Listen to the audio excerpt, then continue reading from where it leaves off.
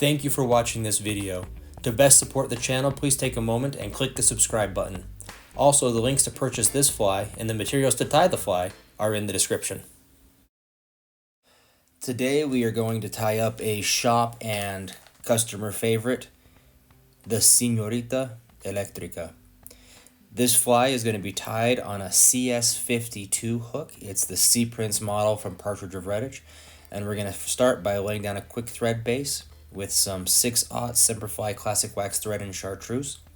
And we're going to grab some small lead dumbbell eyes, and we're going to place those one full dumbbell size behind the eyes. So we'll tie those in with some crossing wraps over the top and get them seated.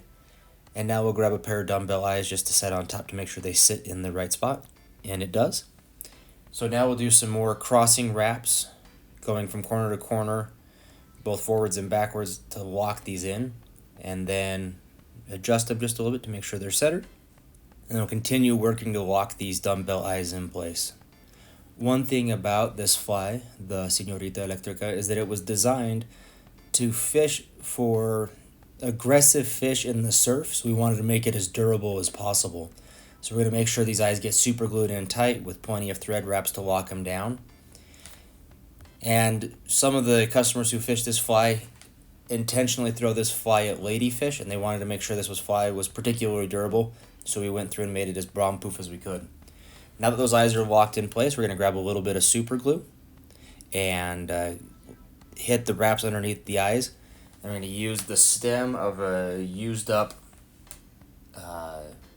pheasant tail to help spread that UV resin around, or not UV resin, to move that super glue around and get it locked in place. While that's drying, we're going to go ahead and take a small clump of bucktail for the back portion of our fly, and we're going to measure that out so that it's 2 lengths from the back of the dumbbell to the back of the hook. We're going to trim that into place, and we're going to tie it so those butts go right up against the back of those dumbbell eyes. So we'll tie that in right there. With this, make sure you keep a firm grasp on your bucktail. You don't want it to splay out too much. And if you hold it tight above the hook line, it'll make sure that all those bucktail fibers stay above the hook and give you a more uniform profile. At this point, we're going to go ahead and grab some chartreuse crystal flash, and we're going to fold that over our thread and then just tie that in on the top of the hook. And we're going to spread those to each side of the fly so we have some flash running down the bucktail tail. Take a moment, get everything adjusted in how you want. Sometimes these strands of crystal flash move around on you. Once you have them lined up down both sides of the fly, we're just going to go ahead and clean up our thread base here. Make sure that that flash is all locked in.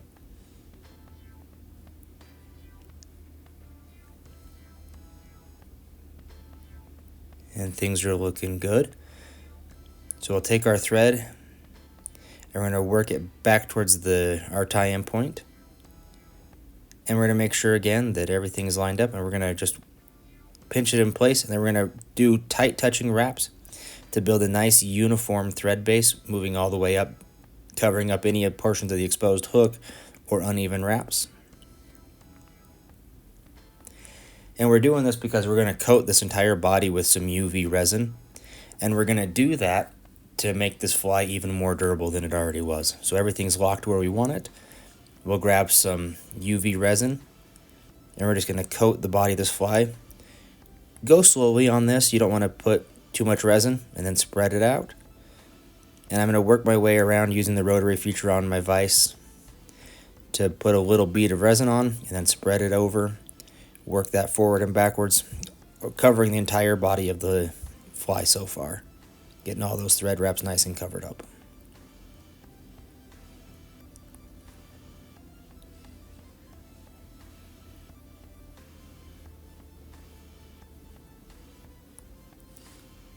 Now that that's nice and done, I'm going to spin my fly a couple times, try and get that UV resin to be as uniform as I can. Work it backward and forward. Then I take our UV light and just cure that as much as we can. Just give it a nice long solid sap.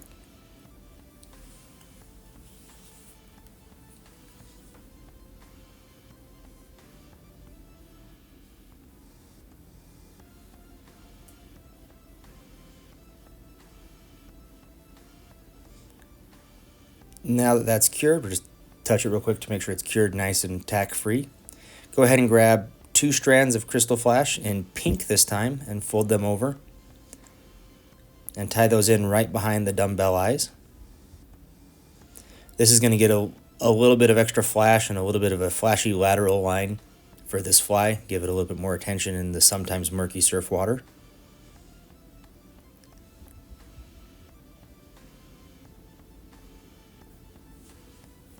And those pieces of flash should extend right back to the back of the hook, just like our other pieces of flash did. From here, we're going to go ahead and grab some pink predator fibers from Semperfli. And you can see that I've teased out the back end of this one so that a portion of it is just a little bit longer than the rest of it. That helps give us a little bit more natural taper and avoid some additional trimming at the end of the fly.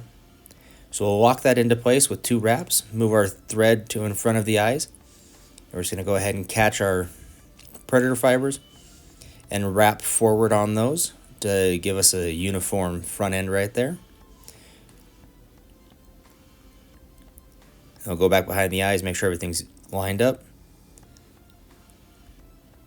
Oh, I just noticed that I didn't tie it all the way to the front like I meant to, so let's give that a few more wraps of thread to lock that in going forward.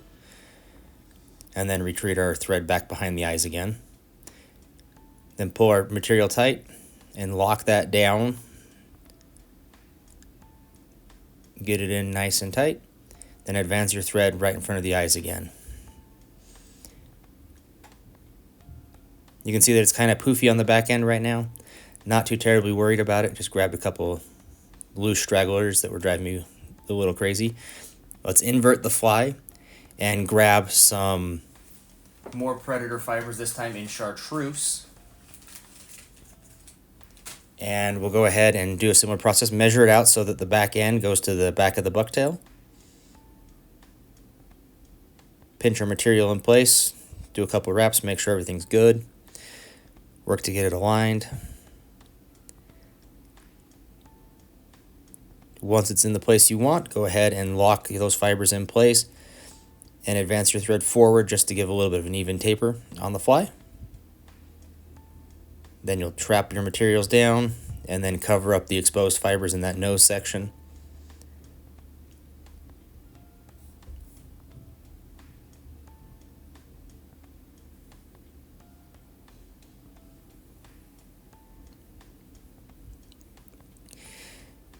So as mentioned, this fly is called the Señorita Electrica while I'm working on this head. That is in part due to the desire to fish it for ladyfish. So we made it Señorita, like a lady. And the Electrica is kind of the electric chicken color of the chartreuse and the pink together. And that's where the name of this fly came from. So go ahead and give a quick whip finish on this fly. And I like doing my whip finish towards the back of the nose right before the eyes. It gives it a little bit of additional protection from sharp teeth ripping it apart, even though we are going to cover this entire nose with resin to make it as durable as we can. So same process as before. Pull our fibers back. Put a little dab of resin on and smooth it out. Get it to absorb into those thread wraps and cover things up as evenly as we can. There's going to be a little pocket right between the eyes and the predator fibers and the thread. Make sure to get some UV resin in there just to help avoid teeth getting snagged in there and ripping the fly apart. Spin your fly around, make sure that UV resin is as evenly dispersed as possible. Hit it with your UV light.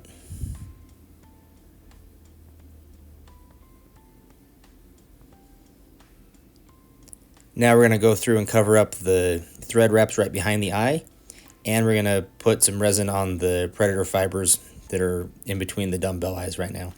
That just gives us a little bit extra durability because that portion can rub up against sand pretty easily, and you don't want the fly shredding right there right off the bat. Spin the fly around, make sure that resin is as evenly balanced as possible, and then hit it with the UV light once again. Now comes the part that I wish that I could do a better job solo on trimming this fly. So bear with me as we trim through this fly. The first portion of the trimming is easily done in the vise.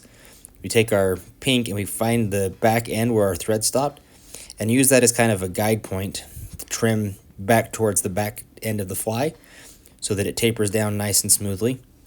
You'll see there are some fibers that are a little crazy. You'll trim those down, smooth it out as evenly as you can. And watch out for your flash fibers or your crystal flash. You don't want to get those trimmed off at weird spots. From here, I'm taking the fly out of the vise and trimming the rest in hand. And it's going to be a little tricky to see because, I'll be honest, my coordination while watching my phone and trimming is not the greatest. But what I do is I look for the hook point and I trim back on an angle towards the back end of the fly, and then I'll smooth things in place and see how it looks. And then I'll go back and trim out some more, trying to keep it so that it's about that hook length or hook gap width for that chartreuse section. You want it to be just under that. So I'm going through trimming things out and trying to keep it as clean and even as I can. And I'm focusing on keeping a smooth taper from the materials back to the back end of the hook, and also trying to trim out some of the width of this fly because sometimes these fibers splay out flat and horizontally against the fly rather than vertically. So I'm trimming those out, working to get a nice, almost translucent body, just trimming things down little by little.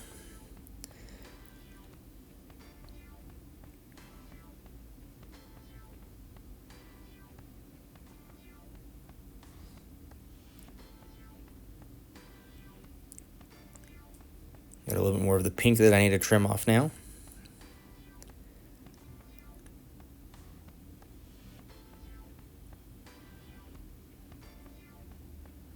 Rearrange the fibers so that they're evenly dispersed on both sides of the hook point.